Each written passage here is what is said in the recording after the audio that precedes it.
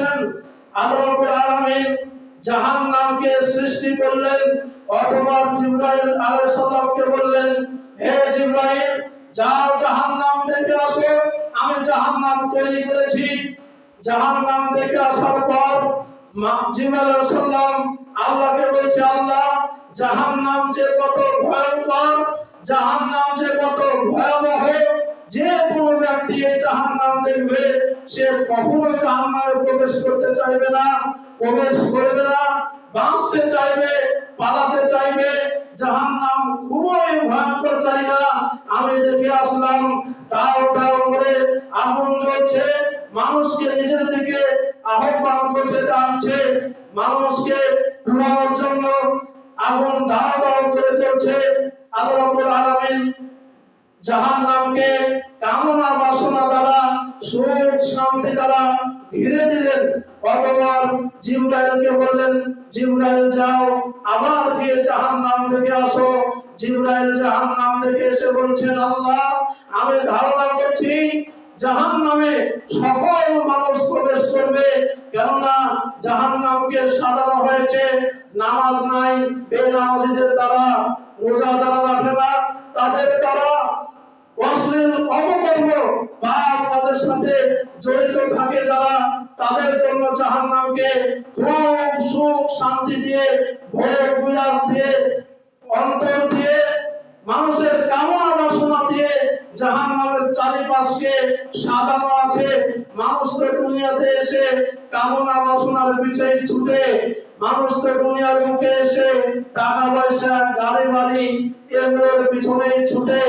এজন্য মানুষ দুনিয়াতে এসে আল্লাহকে ভুলে গিয়ে দুনিয়াকে নিয়ে ব্যস্ত থাকবে, যার কারণে মানুষ বেশি বেশি জাহান্নামে প্রবেশ করবে।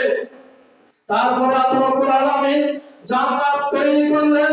তৈরি করার পর জিবরাইলকে বললেন, জিবরাইল যাও জান্নাত দেখে আসো। তখন জিবরাইল জান্নাত দেখে এসে বলল, আল্লাহ তোমার কসম করে বলি জান্নাত যে কত সুখের জায়গা, কত আরামের জায়গা, কত নাজ নিয়ামত, কত পাহাড়, কত গাছপালা, কত সুন্দর করে মনোরম পরিবেশে সবুজ শ্যামল সতেজ গাছপালা দিয়ে জান্নাতকে পরিপূর্ণ করে রাখা আছে। যে কোনো ব্যক্তি জান্নাত দেখবে সে সাথে সাথে জান্নাতে প্রবেশ করতে চাইবে।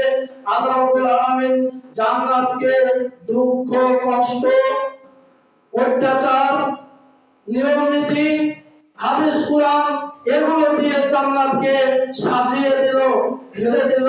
তারপরে আবার জিবরাইলকে বললেন, জিবরাইল যাও জান্নাত দেখে আসো। তখন জিবরাইল জান্নাত দেখে এসে বললেন, আল্লাহ আমি যা দেখলাম মানুষ একটাও জান্নাতে প্রবেশ করতে পারবে না, কেননা জান্নাতে যেতে হলে নামাজ পড়তে হবে, রোজা রাখতে হবে, দান সদকা করতে হবে, অনেক নিয়ম নীতি পালন করতে হবে। এই শীতের সময় মানুষ কোন শীতে লেপের তলে গায়ে দিয়ে শুয়ে আছে, সেই 5টার সময় আযান দেওয়া হচ্ছে, কোন ঠান্ডা পানি, এই পানিতে ওযু করে মসজিদে গিয়ে নামাজ পড়তে হবে।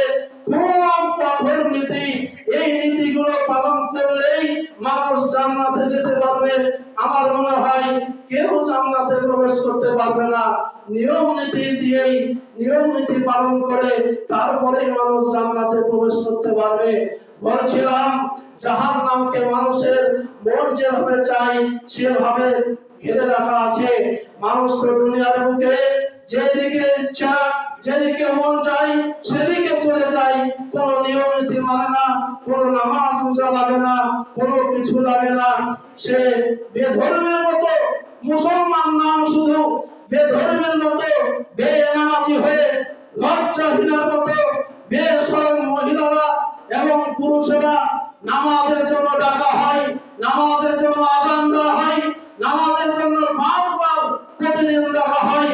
মানুষ দোকানে বসে থাকে, দোকান খুলে দিয়ে মানুষ বাড়িতে শুয়ে বসে থাকে, মানুষ কাজ কামে ব্যস্ত থাকে, মানুষ মসজিদে আসে না, মানুষ রমজান মাসে সিয়াম পালন করে না।